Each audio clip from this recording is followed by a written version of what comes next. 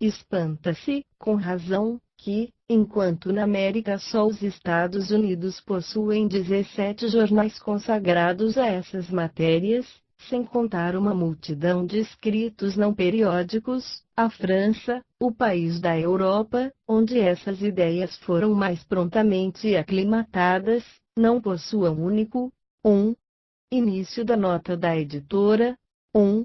Não existe, até o presente momento, na Europa, senão um jornal consagrado à doutrina espírita, é o Jornal da Alma, publicado em Genebra pelo Dr. Boissinger. Na América, o único jornal francês é o Spiritualiste de La Nouve, l'Orléans, publicado pelo Sr. Barthès. Um volume em 89 em segundo gol, 3 francos, dentro, Palais Royal, e no escritório do jornal, Rua dos Mártires, número 8. Fim da nota da editora. Não se poderia, pois, contestar a utilidade de um órgão especial, que mantenha o público ao corrente dos progressos desta ciência nova, e o premuna dos exageros da credulidade, tão bem quanto contra o ceticismo.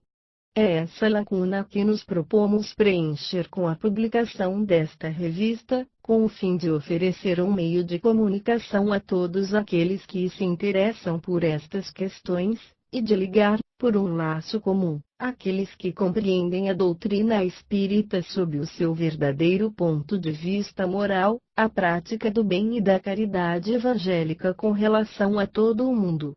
Se não se tratasse senão de uma coleta de fatos, a tarefa seria fácil. Eles se multiplicam, sobre todos os pontos, com uma tal rapidez, que a matéria não faltaria, mas os fatos unicamente tornar-se-iam monótonos, pela sequência mesma do seu número e, sobretudo, pela sua semelhança. O que é preciso, ao homem que reflete, é alguma coisa que fale a sua inteligência.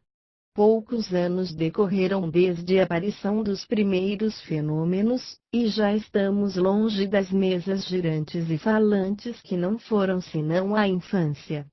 Hoje, é uma ciência que descobre todo um mundo de mistérios, que torna patente verdades eternas, que não foram dadas senão ao nosso espírito de pressentir, é uma doutrina sublime que mostra ao homem o caminho do dever, e que abre o campo, o mais vasto, que ainda fora dado à observação do filósofo.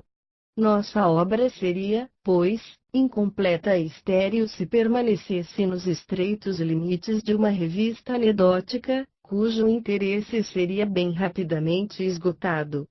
Talvez nos contestem a qualificação de ciência que damos ao Espiritismo. Ele não poderia, sem dúvida, em alguns casos, ter os caracteres de uma ciência exata, e está precisamente aí o erro daqueles que pretendem julgá-lo e experimentá-lo como uma análise química, como um problema matemático. Já é muito que tenha de uma ciência filosófica. Toda a ciência deve estar baseada sobre fatos, mas só os fatos não constituem a ciência. A ciência nasce da coordenação e da dedução lógica dos fatos, é o conjunto de leis que os regem. O Espiritismo chegou ao estado de ciência. Se se trata de uma ciência perfeita, sem dúvida, seria prematuro responder afirmativamente, mas as observações são, desde hoje, bastante numerosas para se poder, pelo menos, deduzir os princípios gerais, e é aí que começa a ciência.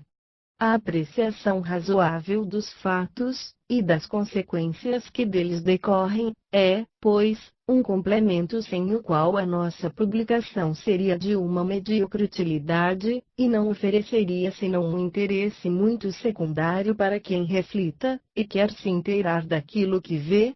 Todavia, como nosso objetivo é chegar à verdade, acolheremos todas as observações que nos forem endereçadas, e tentaremos, quanto nos permita o estado dos conhecimentos adquiridos, seja levantar as dúvidas, seja esclarecer os pontos ainda obscuros.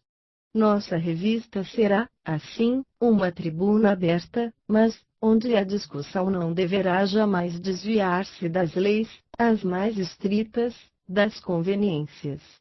Em uma palavra, discutiremos, mas não